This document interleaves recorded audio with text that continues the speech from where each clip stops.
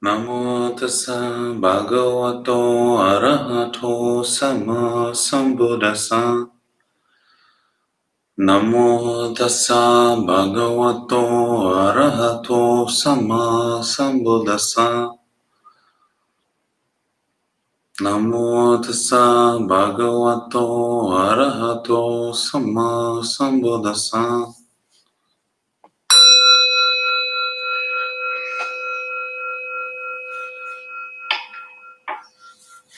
So hello everyone, welcome to Dharma Basics.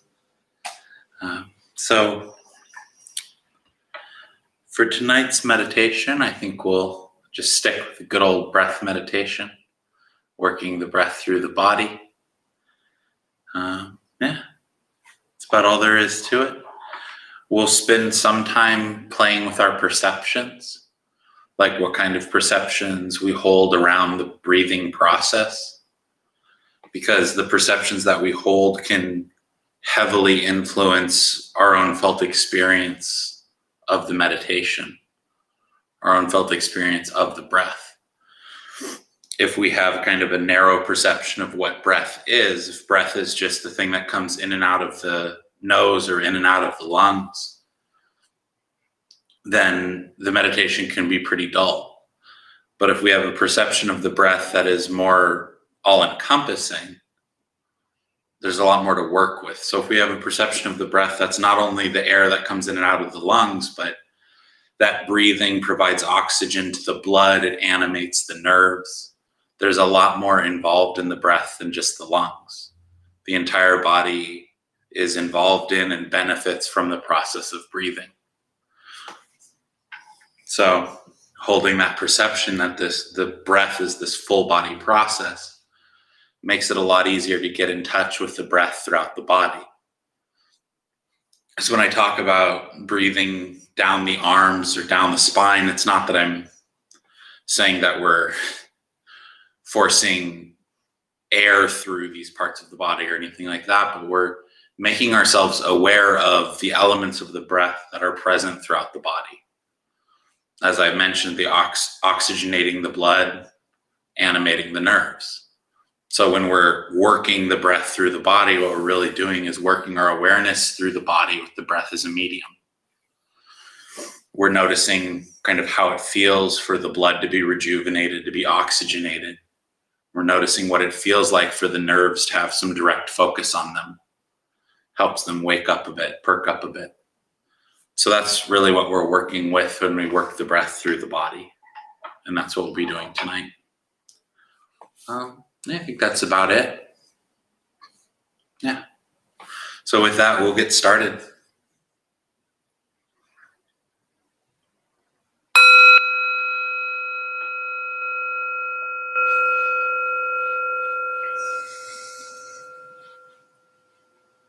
Closing the eyes and taking 3 deep breaths slowly.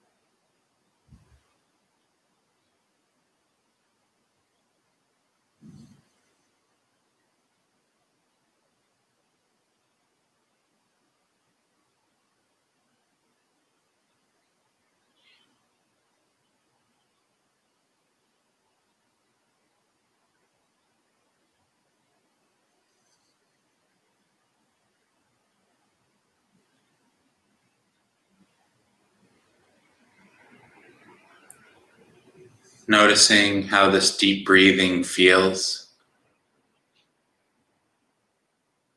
If it feels good, you can keep on breathing in this way. If it doesn't, you can switch things up. Maybe even deeper still or more shallow.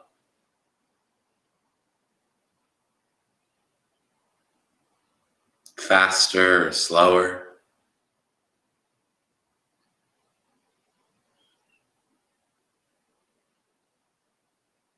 In long and out short, or in short and out long. Just experimenting a bit, noticing what feels best for the body in this moment.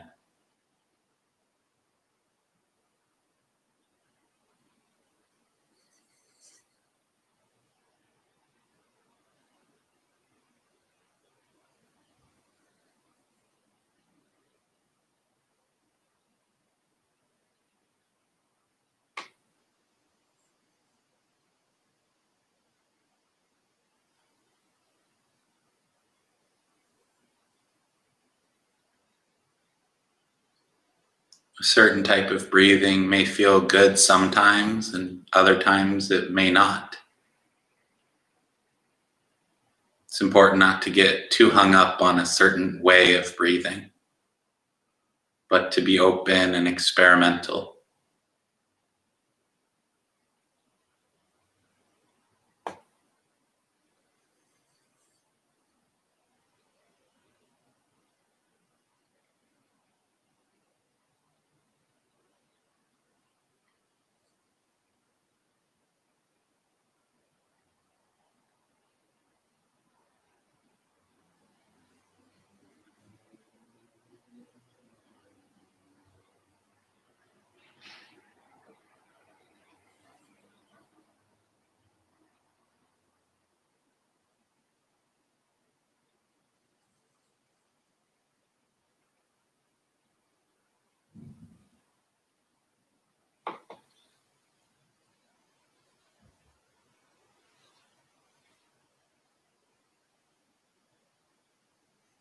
A form of breathing that feels good now may not in 10 breaths, and that's fine. You can switch it up again. You could spend an entire meditation session just tweaking the breath to feel comfortable. And that's an entirely valid session.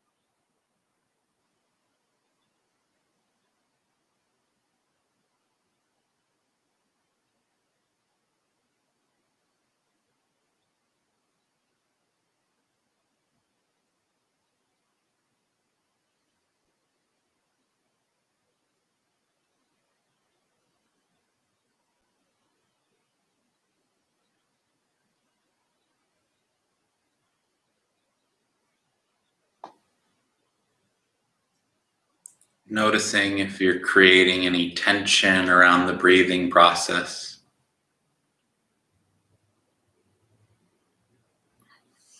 either forcing the breath in or squeezing the breath out. And see if you can ease up on that. Allow the breath to flow without obstruction.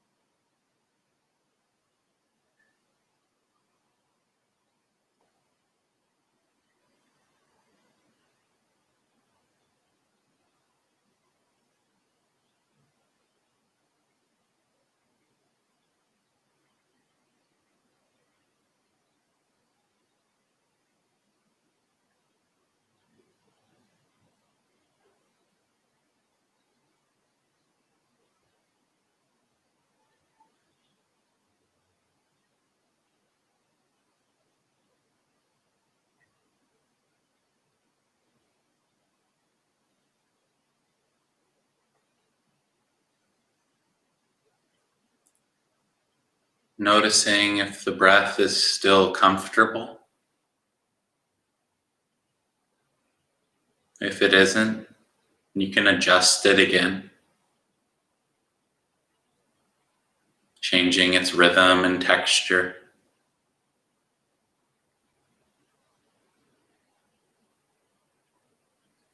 Just really dedicating some time to making the breath enjoyable, comfortable,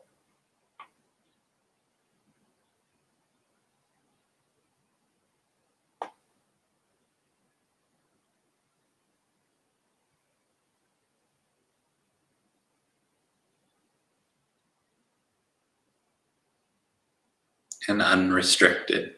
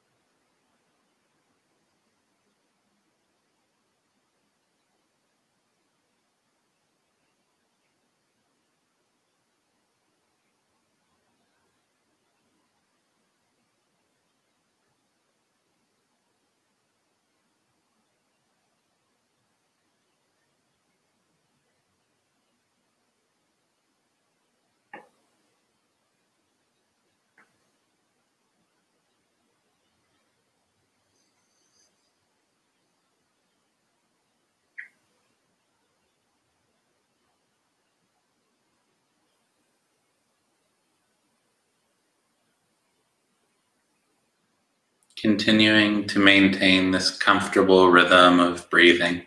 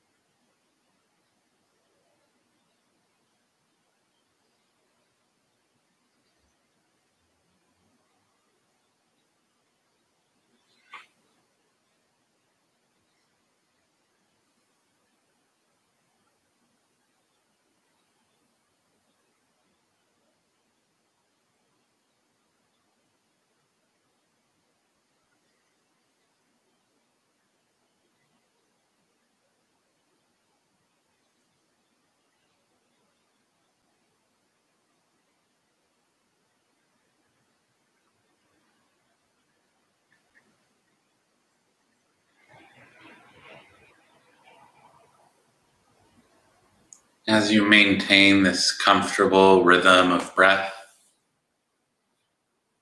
you can begin to look at what kind of perception you hold of the breath. Do you perceive it as just air coming in and out of the lungs?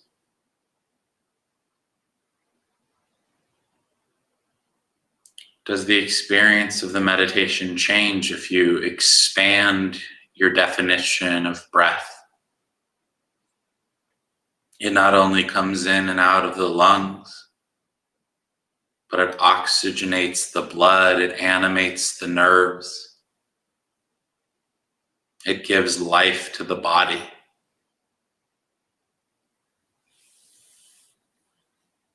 So it's present not only in the lungs, but throughout the entire body.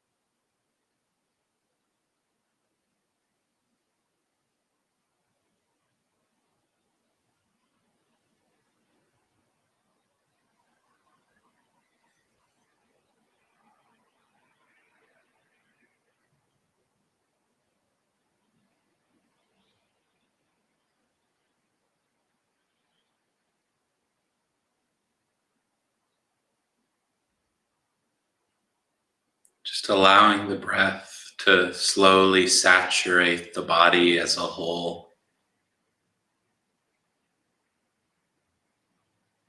Allowing the breath to nourish the body.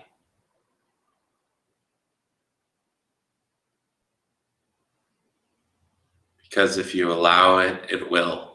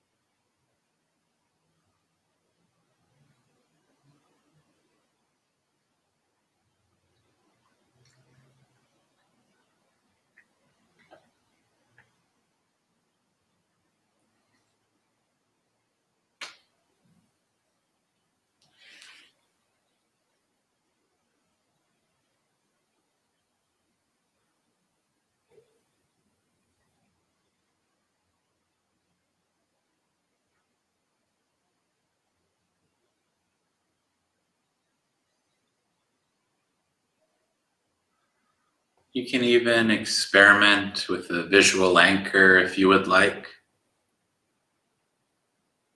Imagining the breath as electricity that flows through the body, energizing and animating it.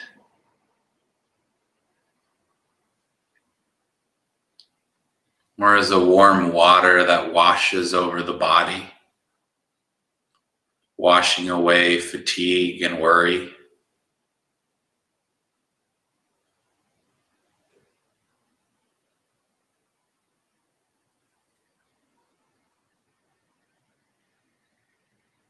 Soothing tension.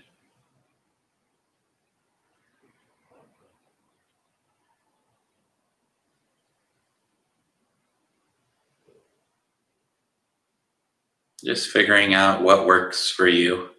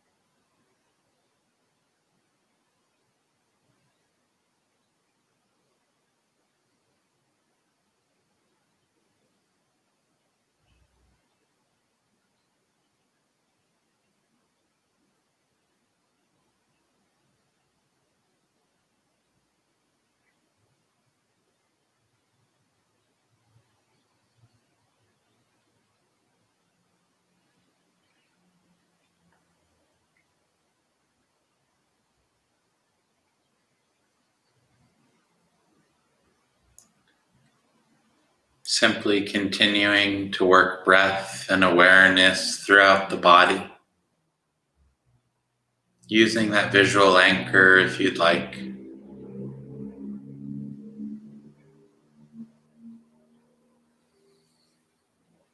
Or a visual anchor of your own. Anything that helps you get a sense of the breath and a sense of the body.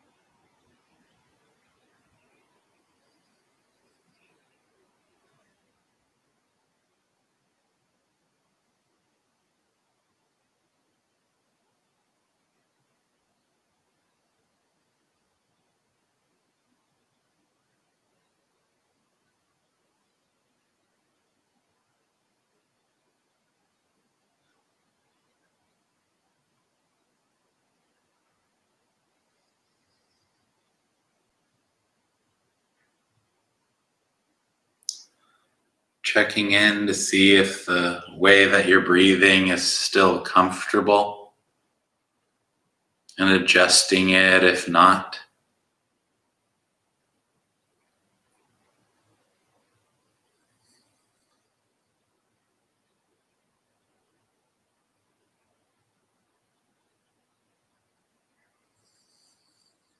Reestablishing that visual anchor if needed, and continuing to work the breath throughout the body.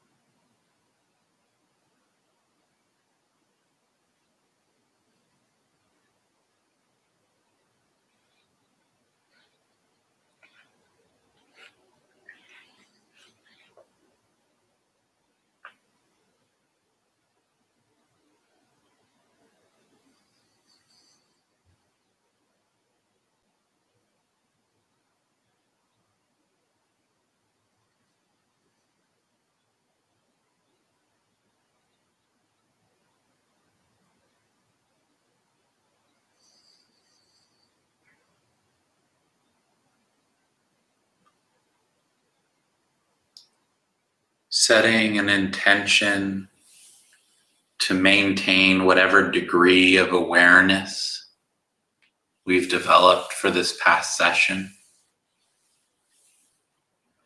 even after the eyes are opened and we're engaging in the world again. Maintaining this awareness even after we hear the sound of the bell.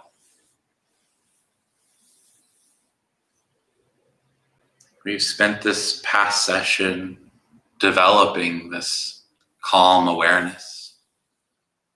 And it's just a shame it would just be a shame to abandon it as soon as the eyes are opened, or as soon as we have a Pavlovian response to the bell.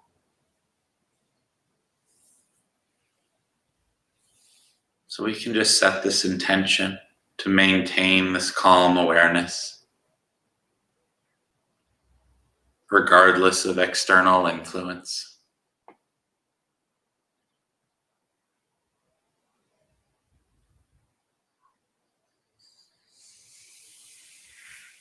Once again, taking 3 deep breaths slowly.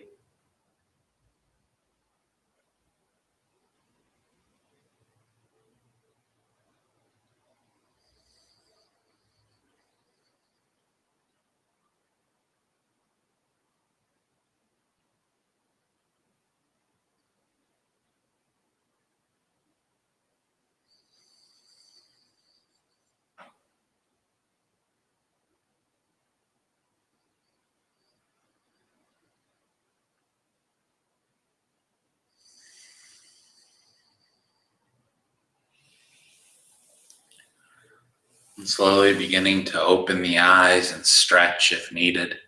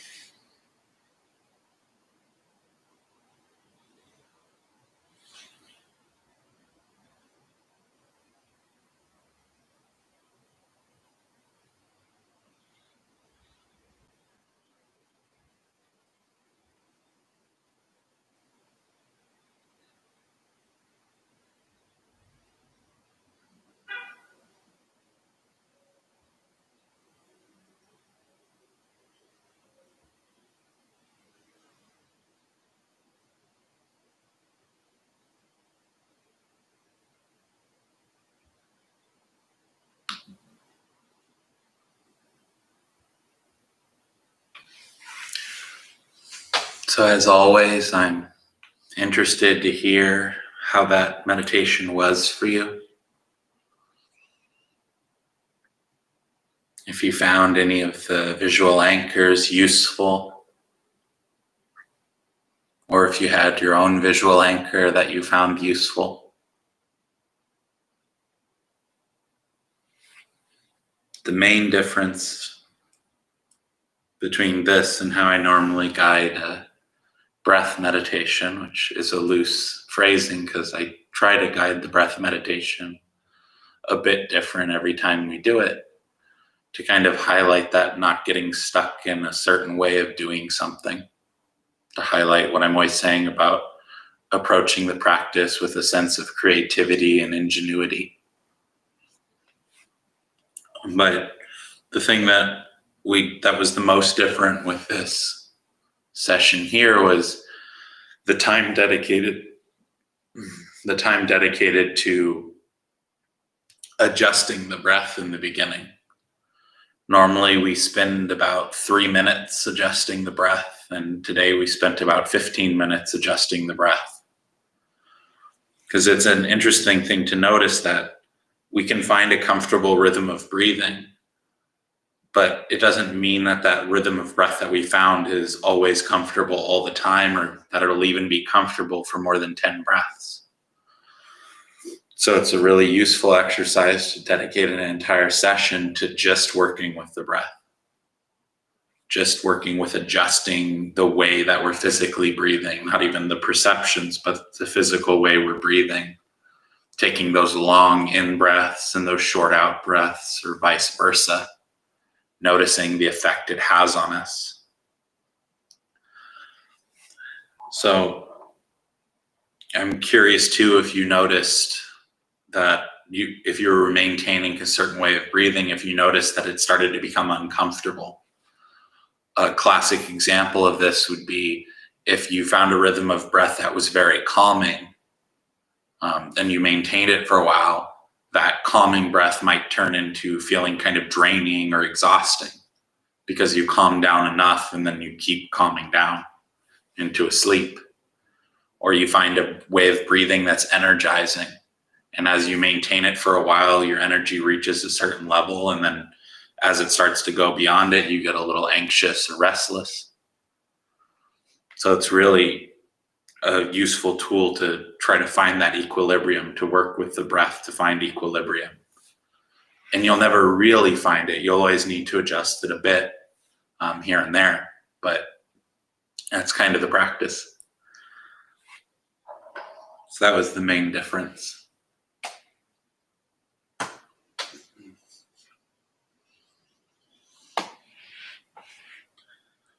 I also don't, unless we're doing elements meditation, I don't typically touch on the visual anchors all that much of picturing the breath like electricity, because again, I'm always talking about animating the nerves. What's flowing through the nerves is basically electricity, electrical impulses. So when we can picture the breath as electricity, it kind of tunes into that frequency of sensation, because sensation is very electric. And that electric sensation is very energizing. Same with the warm water washing over the body. Part of that suggestion is because it is very cold here in the temple. So it can help warm you up. But it's also just relaxing. If you've ever been in a jacuzzi or taken a hot shower, that sensation can be very beneficial in the meditation.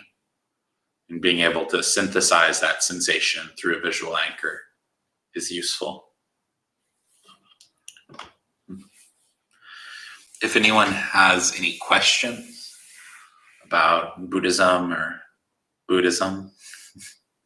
or meditation, feel free to ask them. I always love to give an attempt at answering a question.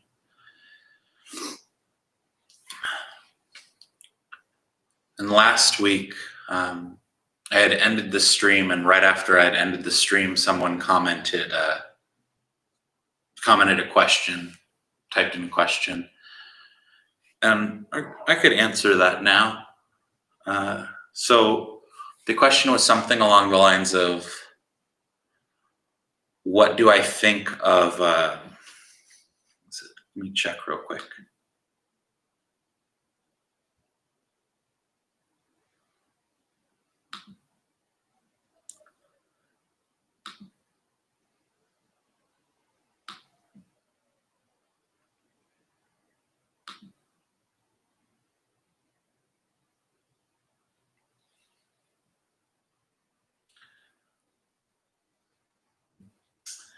So Allison had asked, what do you think about worship and prayer in other religions?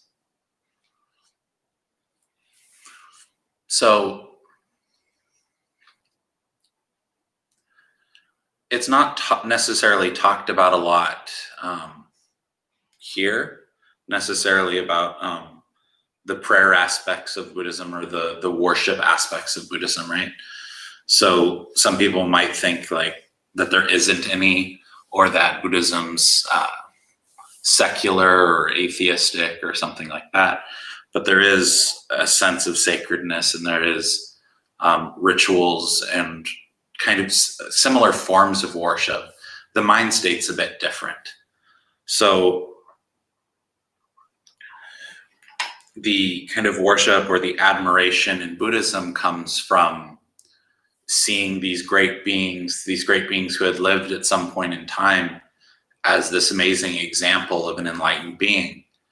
And the worship, or less of a worship and more of a respect and an admiration that comes from acknowledging that they were a human being, we're a human being.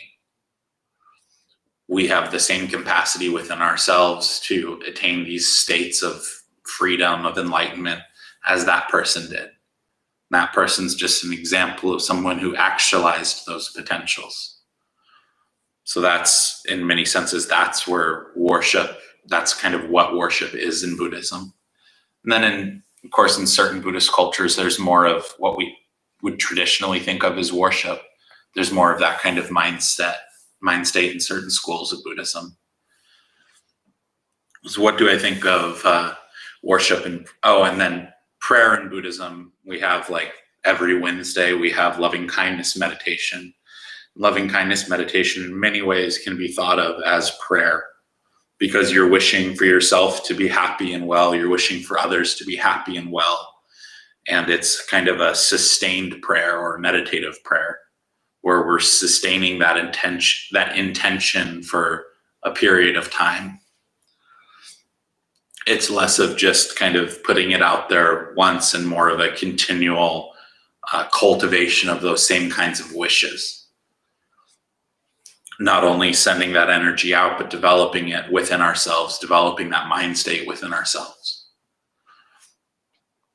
So then what do I think of worship and prayer in other religions? I think it's beautiful. I think it's incredibly beneficial to have these examples to focus on, these examples of sacred beings or of enlightened beings, or whatever it may be in different faiths. I think it's wonderful to have these examples to look upon, to pay our respects to aspire, to emulate. So I think that's wonderful. What do I think of prayer in other religions? I think that's beautiful as well. Anytime that someone's sitting down and dedicating time to really opening their heart up and making these wishes on behalf of themselves, on behalf of their loved ones, on behalf of all beings, it's beautiful. And it doesn't have to be Buddhist. It doesn't have to be dedicated Buddhist for the seal of approval. It's just a wonderful practice. And we may have some conditioned resistance to maybe even the word prayer. We don't like to think of our idea of Buddhism containing any elements of prayer, because Christianity or Catholicism ruined our worldview when we were young, or created all this stuff when it wasn't the religion that did that. It was some people that you knew that were part of that religion that did that. The faiths themselves, the practices themselves, they're beautiful. If you set aside, and I've often found this to be true in any kind of practice, if you set aside a lot of people's interpretations and you go back to the source of the source of that faith, that practice, it's almost always very beautiful. And it's something that can be learned from and applied to in our Buddhist practice as well. So yeah, that's what I think of that. Is there any other questions or anything?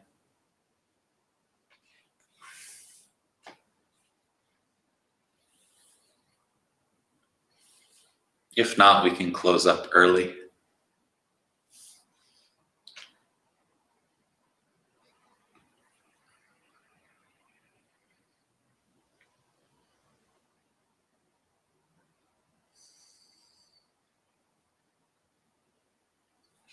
Okay, we can close up. Yeah, that's it. If comfortable, please join palms for a dedication of merit. May all beings in all directions, without limit or exception, be healthy, safe, joyful, and at ease. May we all be healthy, safe, joyful, and at ease. May any merit gained from this practice be dedicated to all beings in all directions. Metta karuna mudita upekkha sahanga teya cetasa chaturi sambharatva viharati sambha buddharupavena sambha dhammarupavena sambha sangharupavena sote hantu nirantaram.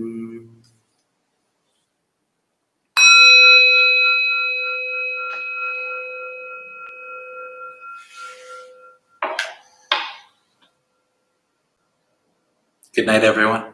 Enjoy the rest of your night. I'll see you next week.